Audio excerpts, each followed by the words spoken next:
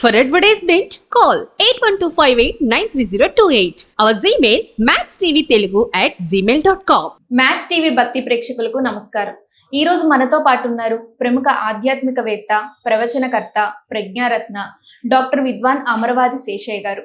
నమస్కారం గురుగారు. చాలా సంతోషం అన్న.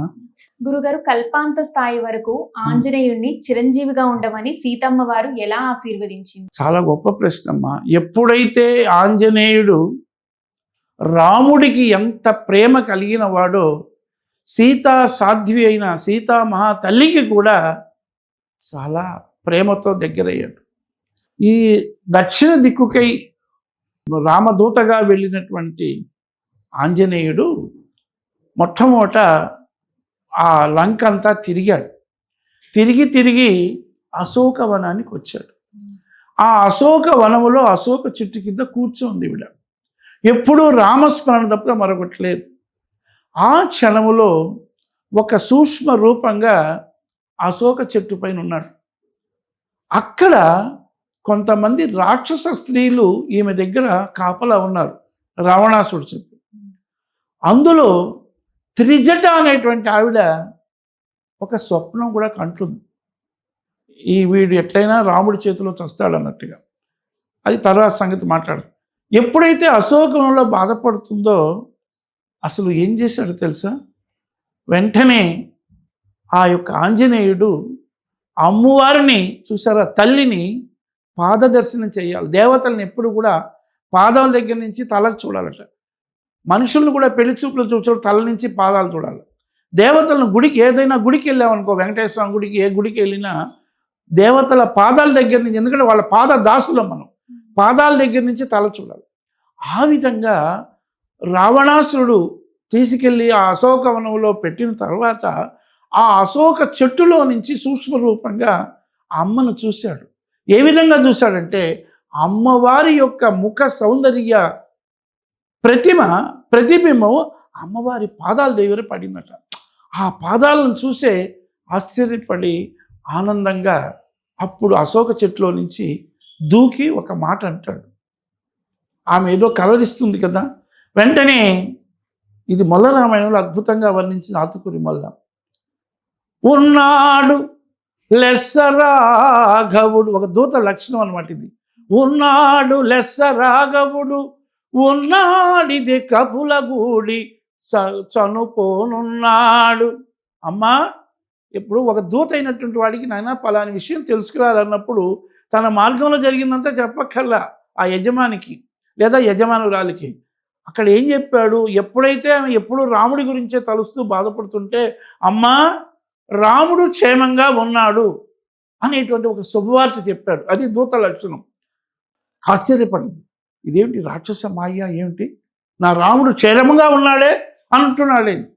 ఉన్నాడిదే కపులగూడి, అమ్మా నిన్ను మా కపి సైన్యంతో వచ్చి నిన్ను తీసుకొని పోనున్నాడు. ఇది నిజముత్తం నమ్ము ఉర్వీతనయ, ఉర్వీతనయ, ఓ భూదేవి కుమార్తె ఇది నమ్మమ్మా అని చెప్పాడు. ఆమెకు ఒక ధైర్యం వచ్చింది, ఒక ఆనందం వచ్చింది, ఒక ఆశ్చర్యము ఏర్పడింది. అప్పుడు అతన్ని పరీక్షించాలని రాముడి యొక్క స్వరూపాన్ని అడిగింది. రాముడు ఎలా ఉంటాడు? నీల మేఘ ఛాయబోలు దేహము వాడు అని రాముడి గురించి అంతా చెప్పిన తర్వాత ఆమెకు ఒక నమ్మకం ఏర్పడి, ఆ తర్వాత అమ్మా నిన్ను చూడ్డానికి ఆనవాళ్ళుగా స్వామి అంగుళి ఇచ్చాడమ్మా అని ఉంగరాన్ని ఇచ్చాడు. అప్పుడు ఆనందపడ్డది. అప్పుడు సంతోషపడి నమ్మింది. ఓహో, ఇతడు రామదూతే, నిజమైన సేవకుడే. నిజమైన సేవకుడికి కావాల్సిన లక్షణం సత్యం మాట్లాడాలి. ఆ యొక్క దాసుడు ఎప్పుడూ దాసుడుగానే సేవకా వృత్తిలోనే ఉండాలి. నేను ఎంత గొప్ప శక్తివాడైనా అహం అనేది పనికిరాదన్నట్లుగా వినయ విధేయతలతో ఆ యొక్క ఆంజనేయుడు ఎప్పుడైతే చెప్పాడో అప్పుడు ఆమె ఒక మాట అన్నది. ఎంత గొప్పనైనటువంటి సేవకుడుగా రాముడికి వచ్చాడు రామబంటు నీవని. వెంటనే ఒక మనసులో ఉండే అభిప్రాయం, ఆమె పతివ్రత స్వరూపిణి, వేద మాత, శక్తి స్వరూపిణి కాబట్టి ఏమన్నది తెలుసా? ఆతుకూరి మళ్ళీ అద్భుతంగా వర్ణించింది మొల్ల రామాయణంలో. రవికుల వార్ది చంద్రుడగు రాముని సేమము చాల వింటి నేడు అవిరల భంగి నీ వలన. రవికుల వార్ది చంద్రుడగు రాముని సేమము చాల వింటి నేడవిరల భంగి నీ వలన. సూర్యకులము అనేటువంటి సముద్రంలో చంద్రుని వంటి ప్రకాశవంతమైన వాడు పాల సముద్రం అన్నట్టుగా అటువంటి రాముడి గురించి విషయాలు నేను బాగా నీ వల్ల విన్నాను. నేడవిరల భంగి నీ వలన. కాబట్టి అటువంటి గొప్పగా రాముడి గురించి నాకు ఎన్నో విశేషాలు తెలిపావు. నీకు రవికుల వార్ది చంద్రుడగు రాముని క్షేమము చాల వింటి నేడవిరల భంగి నీ వలన. అచ్చుగనేనుపకారము తవిలి యొనర్పలేను. కాబట్టి తిరిగి నేను నువ్వు చేసిన ఉపకారానికి ఏమీ చేయలేను, కానీ నీకు ఒక ఆశీర్వాదం చేస్తున్నాను. కల్పాంత స్థాయి వరకు వసుధాస్థలి వర్ధిల్లు బ్రహ్మకల్పము. బ్రహ్మకల్పం వరకు కూడా నీవు ఈ వసుధాస్థలి ఈ భూమిపైన చిరంజీవిగా వర్ధిల్లు. అందుకే అన్నారు ఆంజనేయుడికి భవిష్యత్ బ్రహ్మ అనే పేరు కూడా రాముడు ఇచ్చాడట. రాబోయే కాలంలో బ్రహ్మ ఎవరయ్యా అంటే భవిష్యత్ బ్రహ్మ ఆంజనేయుడు. అందుకే మనకు చిరంజీవులు 7 మంది ఉన్నారు. అశ్వత్థామ అన్నట్లుగా ఈ ఆంజనేయుడు వీళ్ళందరూ కూడా చిరంజీవులు అని పేరు. ఆ విధంగా ఆంజనేయుడికి ఆశీర్వచనం చేసింది వసుధాస్థలి వర్ధిల్లు బ్రహ్మకల్పములు అని. ఆంజనేయుడికి ఆశీర్వాదం చేసిన ఘట్టమే ఈ అశోకవనములో ఆ సీతా అన్వేషణ సమయంలో సీత జాడ తెలుసుకున్న తర్వాత ఆంజనేయుడు పొందిన అద్భుతమైనటువంటి ఆశీర్వాదమే చిరంజీవి భవ అన్నట్లు.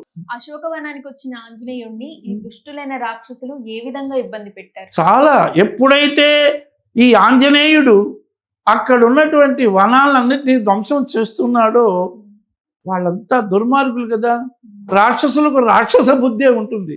వెంటనే వీడెవడో వచ్చాడా అని ఈ రాక్షసులందరూ చేరి వాడి తోకకు నిప్పంటించారు.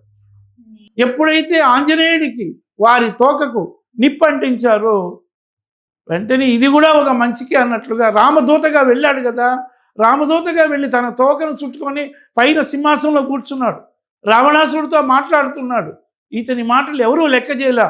వీడెవడో దుర్మార్గుడు అన్నట్టుగా వాడు తక్కువగా నీచంగా భావించారు. ఆ రాక్షస ప్రవృత్తి అటువంటిది. వెంటనే అక్కడున్న రాక్షసులందరినీ కొంతమందిని చంపాడు. ఇక చివరికి వాళ్ళందరూ ఏం చేశారంటే ఇతని తోకకు గుడ్డ చుట్టి అతని తోకకి కాల్చారు. ఇది కూడా మంచిదే అని ఈ ఆంజనేయుడు ఏం చేశాడు, మొత్తం లంకనంతా దహనం చేసి పారేశాడు. ఈ విధంగా ఆ రాక్షసులకు అప్పుడే ఒక భయం పుట్టే విధంగా ఈ యొక్క ఆంజనేయుడు చేసినటువంటి ప్రత్యేకమైన పని ఇది అన్నమాట. కాబట్టి ఈ దుష్టమైన రాక్షసులు అందరూ కూడా ఆ యొక్క లంకా దహనంలో మాడిపోయినటువంటి విధంగా కూడా ఆ లంక అంతా కూడా కాలిపోయింది. దీంతో రావణాసునికి కూడా ఒక భయం పుట్టేట విధంగా ఎవడో వచ్చాడు, ఎవరు ఈ ఆంజనేయుడు అన్నట్లుగా భయం ఏర్పడినటువంటి విధంగా ఆ రాక్షసుల్లో ఒక భయాందోళన కలిగింది అన్నట్టుగా ఈ యొక్క ఆంజనేయుడు చేసినటువంటి గొప్ప కార్యము ఈ లంకా దహనం అన్నమాట. ధన్యవాదాలు గురువు గారు. చాలా సంతోషం నాన్న.